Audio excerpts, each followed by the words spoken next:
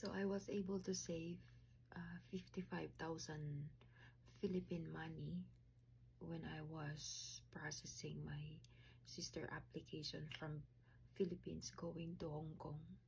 So what I did was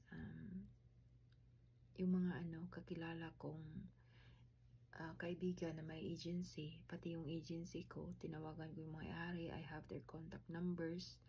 I called them to ask if they have employers that they could sponsor my sister from the Philippines. So yun ang ginawa ko. So when I called the first time, Mr. Lee, and then he said that meron siyang dalawang employers na looking for helper at that time. And then so that's what I did. I refer my sister, and then I just told my sister that time na if she liked the employer to sponsor her, then okay lang sa kanya kung magkaintindihan sila or kung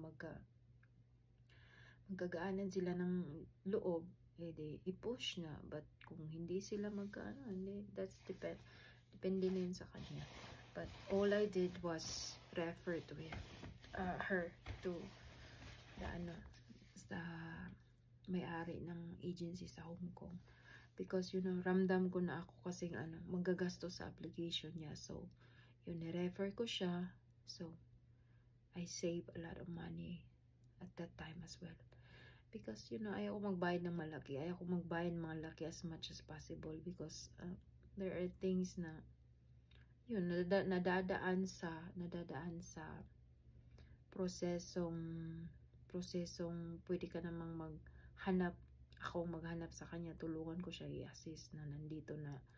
I was in Hong Kong at that time, so wala pa ako sa Canada noon. So yun, natulungan siya, nakapunta siya ng Hong Kong.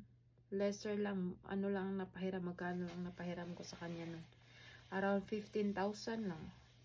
So binayaran naman niya yun, binayaran niya kasi utang naman yun, utang ang usapan namin. We have to separate money kahit pa kapatid mo yan. So yun, binayaran niya. So yun lang, at least nakasave ako, hindi masyadong malaki ang ginastos ko sa kanya. So yun lang.